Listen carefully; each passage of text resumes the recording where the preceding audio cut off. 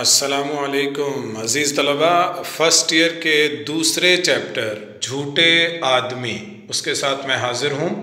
सबसे पहले मैं बता दूँ कि इसके मुसन्निफ़ हैं मौलवी ज़काउल्लाह, जिनकी सदी है 19वीं। 1911 में तमद्दुन रिसाले में नज़ीर अहमद ने उनकी तारीफ़ की थी। तो ये ऑब्जेक्टिव बोर्ड के लिहाज से इम्पॉर्टेंट है। यही बस ऑब्जेक्टिव आपने याद करने हैं, फ़ुज़ूल आपने तारीख़ें नहीं याद करनी।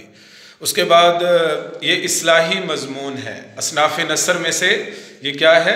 इस्लाही मज़मून है। इस्लाही मज़मून, इसका माखज़ है महासिनुल अखलाक। झूठे आदमी के अंदर सबसे पहले झूठे आदमी का हाफ़ज़ा नहीं होता। ये एक ज़रबुल मिसल बयान की गई है, यानी उसको अपना पिछला झूठ याद नहीं रहता कि उसने कब बोला था। फिर एक दूसरी इम्पॉर्टेंट चीज़ इसमें है अफलातून का कौल। अफलातून ने हाफ़ज़े को तमाम क़वाए अक़लिया का देवता कहा है। ये भी पेपर के लिए इम्पॉर्टेंट है।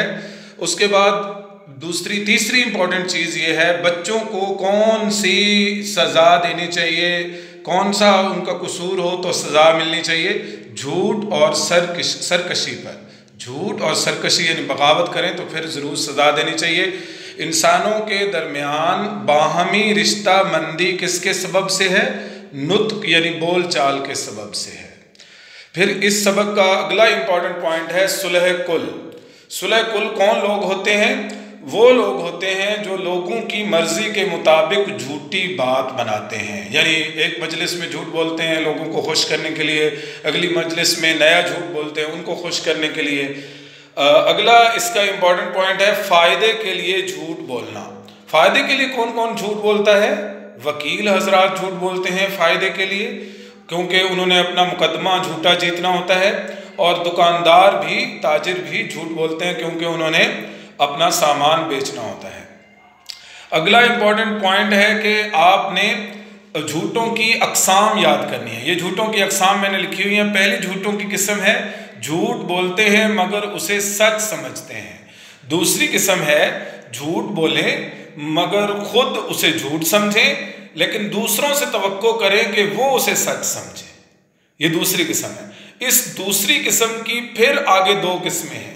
पहली किस्म है सर से लेकर पाँव तक मुकम्मल झूठ, यानी घड़ा हुआ झूठ, जिसे इख्तिराई झूठ बोलते हैं। और उसकी दूसरी किस्म है सच पर झूठ का लिबादा, यानी उसको सच के ऊपर मुलम्मा चढ़ाना, सच के ऊपर झूठ का। इस दूसरी किस्म को जज करना आसान होता है जब से सर से लेकर पाँव तक जो मुकम्मल झूठ होता है उस झूठ को पकड़ना मुश्किल होता है। तो ये था सबक नंबर 2 फर्स्ट ईयर झूठे आदमी।